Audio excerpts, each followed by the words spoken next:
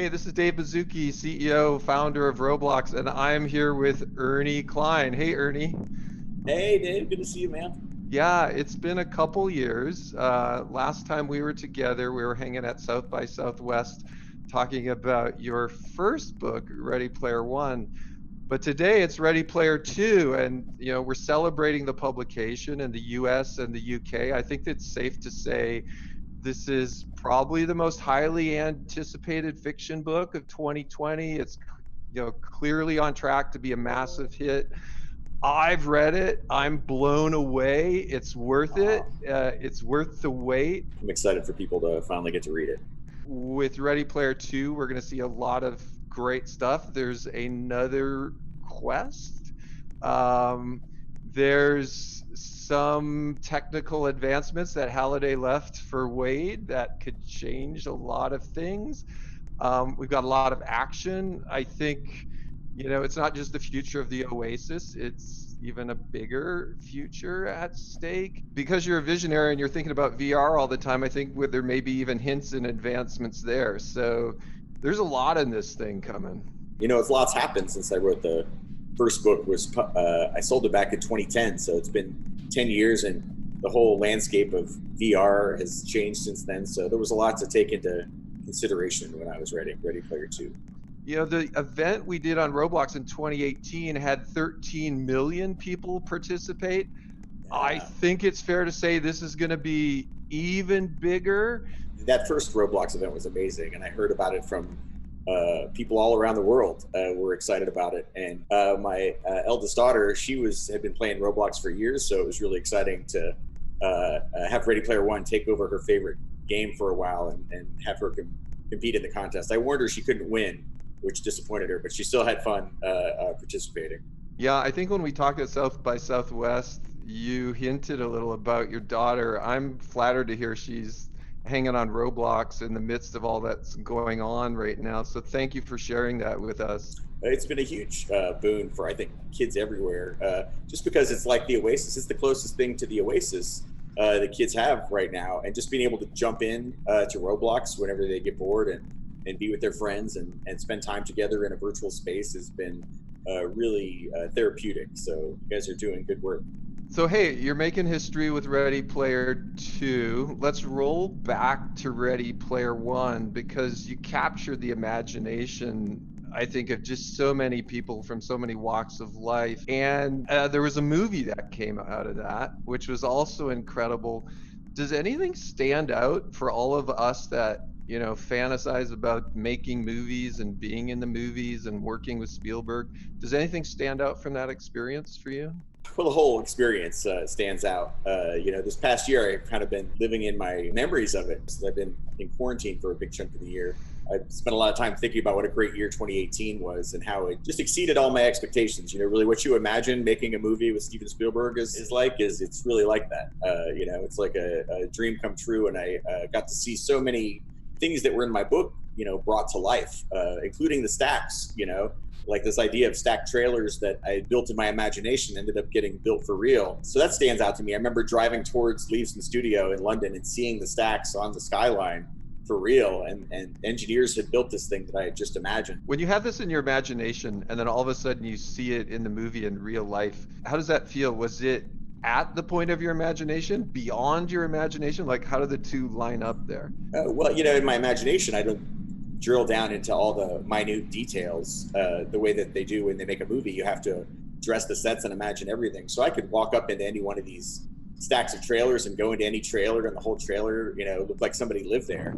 And people were living there. For the few days that we were shooting in the stacks, it was filled with extras who were all, dressed like it was 2045. It was just incredible. It was really a surreal experience. It felt like a dream kind of the whole time I was there. So even looking back on it now, I have to remind myself that all really happened. I know from last time we talked, you're a big Spielberg fan. And if we move out of science fiction into non-science fiction movies, he's got a huge collection there as well. Is there anything that like pops out to you like an old favorite of yours? Out of his non-science fiction films, I would say Jaws is probably my all-time That movie, I remember seeing it and being scared in the movie theater with my parents. Yeah, Uh, everyone was. Yeah. was there anything in that movie that you thought like stuck out to you? Favorite line? Anything from it? You're gonna need a bigger boat is the Yeah. line that I always quote all the time. Whenever the tools at hand are not sufficient, that's the quote that I always draw upon. Now that we're getting into Ready Player 2, in a way, you've kind of contributed a bit to the advancement of VR. And is there any way you can think about how you've seen this pan out in almost real life? For us, in the midst of COVID, like I mentioned, we've seen the virtual birthday parties, people trying to connect, younger people trying to figure out how to, work at a distance even. Have you seen any of this come true in your life? Well, yeah, I mean, everything happens. Even the news anchors, and every host of late night television. Everybody's having to do everything from home, virtually, through the internet, including my daughter, who's going to school online, and then also in the evenings she'll hang out with her friends in Roblox, and spend time in a virtual space there. Which reminds me, she wanted me to ask you if you could get her a unicorn. I You think there's do? probably like hundreds of different types of unicorns, and now Oh, that well. we've opened up the UGC store on Roblox, there are probably people making unicorns, which Oh, right on. so absolutely, like, All right. high five to that. A lot of people now are talking about the metaverse, and we've also seen people starting to chat not just about how we work or how we learn, but how we consume entertainment, how we work together. Ultimately, I think the vision of Ready Player One and Ready Player Two, and thinking about this vision of the metaverse, is all these things we do in real life, we can start to imagine, doing in the metaverse. Have you seen any other pandemic related things going on related to that, or any other metaverse related advancements since you wrote Ready Player One? Yeah, a bunch. So much of what I was just imagining in Ready Player One has since come about. Like the Oculus Quest, I got a Oculus Quest, my Oculus Quest here, that I use to hang out in big screen with my friends. There's a VR app called Big Screen where you can hang out in a virtual cinema, and with up to like 12 of your friends, and all watch a movie together. And afterwards, when you hung out in a virtual space, you really feel like you spent time together. It's really amazing. Yeah, so we did, like the One World Together concert inside of Roblox, and there was this really interesting thing of walking around with friends, then looking up at the screen. I found myself going from in 3D screen to full screen mode back and forth, and I really like looking over to my friend next to me and like watching it together. I caught a little of that energy, which I think is what we're all hopeful that the metaverse can kind of bring. So I'm looking behind you, at your vehicles. I actually have two DeLoreans hidden back here. So this is my garage where I come for inspiration. When I was just out of high school, I had a 1969 Pontiac Firebird, 400 cubic Oh, inch V8, 4 speed.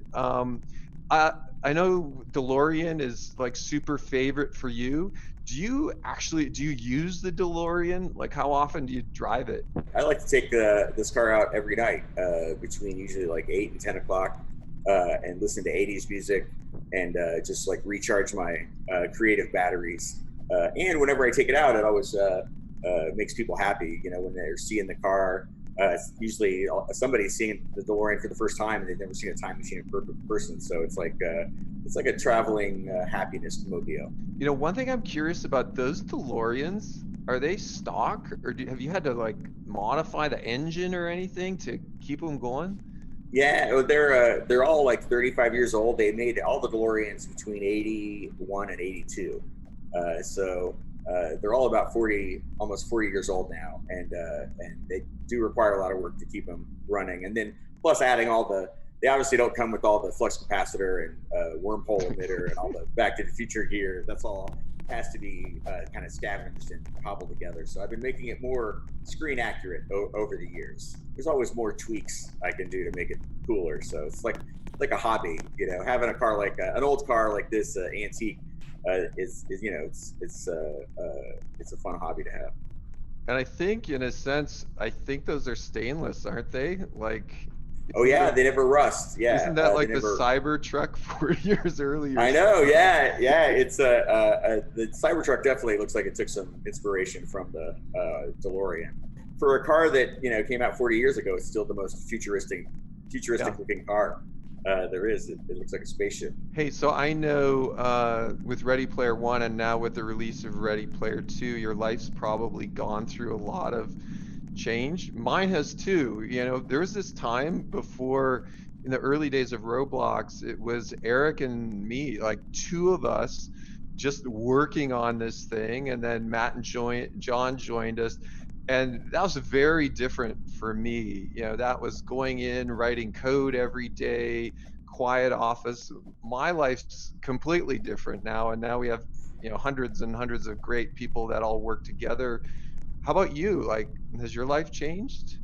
My life has changed drastically. Since when I was writing Ready Player One, I was working a tech support job. I was interested in technology, but I always wanted to be a writer. But I also was interested in computers, and working tech support was a way to kind of work in a facet of what I was interested in. But it was a grueling job where I was on the phone, for 10 hours a day and helping people with their computers.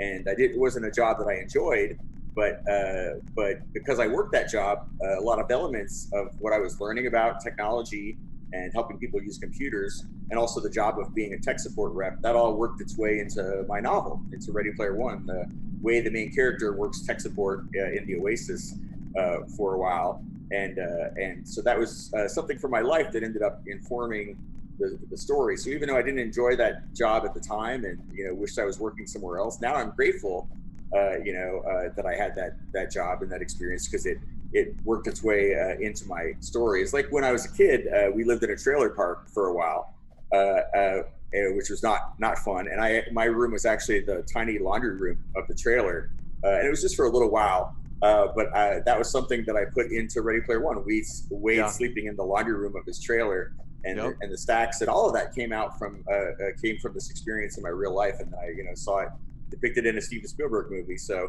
that's something I always like to tell aspiring writers about. Is sometimes you're doing a job in your life, or you're living somewhere that you're not happy with, but later on that could help inspire you to write the story that could change your life. So you should kind of embrace those experiences, whatever is going on in your life, and try to put that into your work. And I think there's a lot of optimism, in your books as well around the power of imagination. And in effect, the metaverse is built on imagination. So I always take that as a very Yeah, optimistic thing for all of us that are trying to create, whether it's music or 3D or imagery. yeah. Hey, and then riffing on Ready Player Two. So the number seven's kind of relevant, and of course we're not in spoiler zone here. But hey, is this random? Is there some significance to this? Like the number three in Ready Player One, three is a magic number. Number seven is a number that comes up a lot in pop culture and in video games. And kind of collecting seven pieces of something is something that would come up in Dungeons and Dragons modules, and also in like Sonic the Hedgehog had seven Chaos Emeralds that were red, yellow, blue, cyan, white, purple, and green.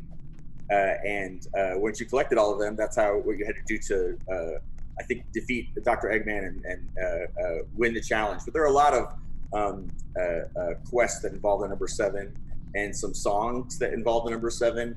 And so I saw that was a way to weave all those things into the story and have a kind of a connecting element between them. So it'll make sense what I'm talking about uh, uh, once people out there read the book. But yeah, no, the number seven was a big influence. So hey, with Ready Player One, I think a lot of people who'd never worn a VR headset got exposure to the tech and to your vision through the book and through the movie. And part of the fun, I think, I imagine, of being a sci-fi writer is you're also a futurist in a way. I mean, that's part of the gig of being a sci-fi writer, which sounds really fun. And I think, in Ready Player Two, I think you go even a little further and there's some really exciting kind of vision going beyond that. When we at Roblox, we kind of done the same thing. We've had vision for 15 years, and it takes a lot of time for some of these things to become reality. But when they do, it's super satisfying. And I'm wondering for you, how's it feel when you see some things in real life come true, after you've written about them? Well, it's gratifying, but I don't automatically assume that it was my book that helped inspire it, unless sometimes like with the Oculus Rift, the people who worked on that told me in person that some things from Ready Player One had inspired them. But it's so much easier when you're a writer to just write.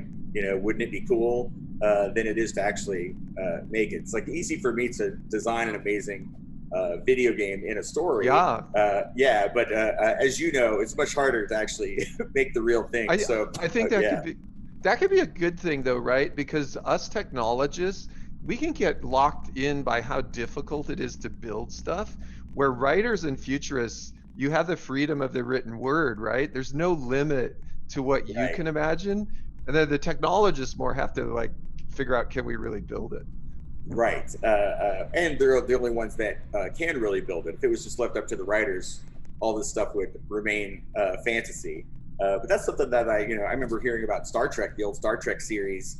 They had those doors that would open automatically. And that's what inspired those doors in grocery stores. Like people at home saw that, and then real engineers went and made it work. So science fiction has always kind of played that role of, what extrapolating where our technology might go. But yeah, that's one of the funnest parts of being a science fiction writer is imagining where the technology will lead us, and then how the technology, once it arrives, is going to affect people's day-to-day lives. I love it because I think it's the best form of brainstorming is unencumbered brainstorming, without Yeah. limit. And I think that's a little bit of what you do in your book. So nice Oh, job. thank you.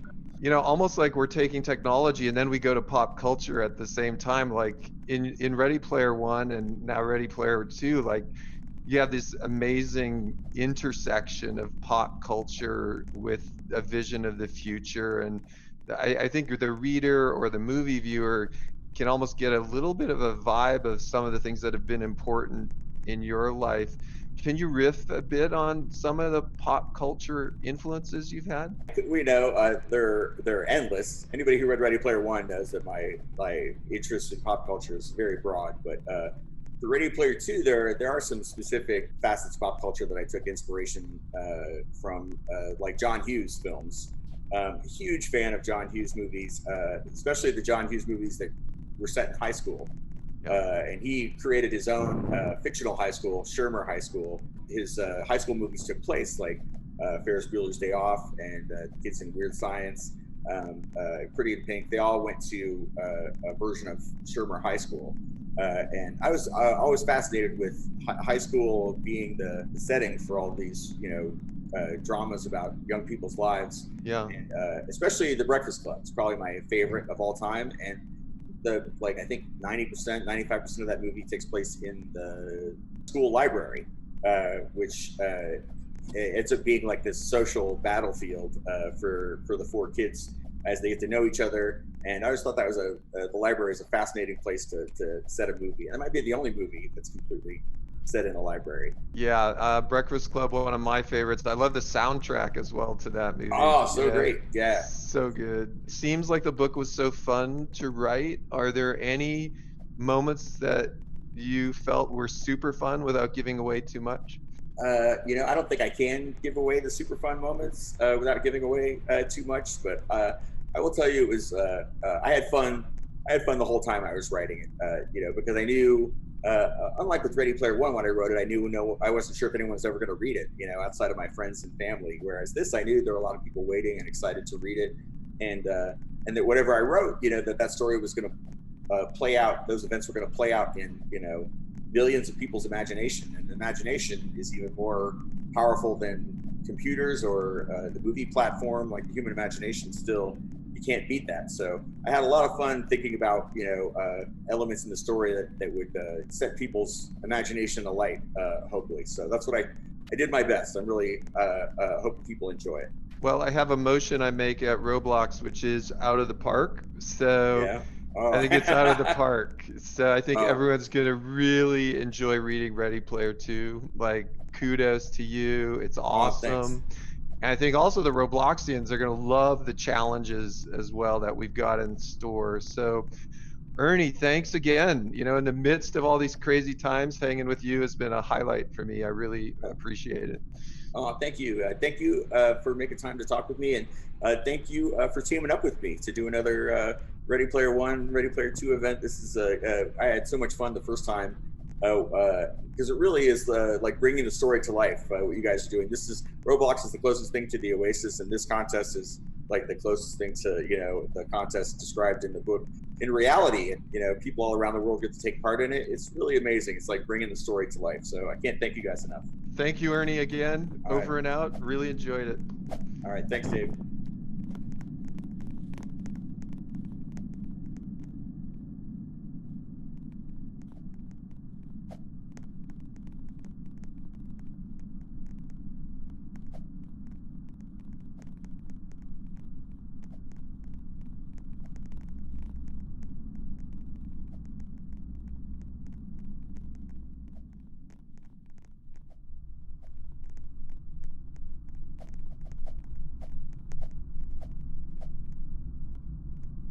Hey, this is Dave Bazuki, CEO, founder of Roblox, and I'm here with Ernie Klein. Hey, Ernie.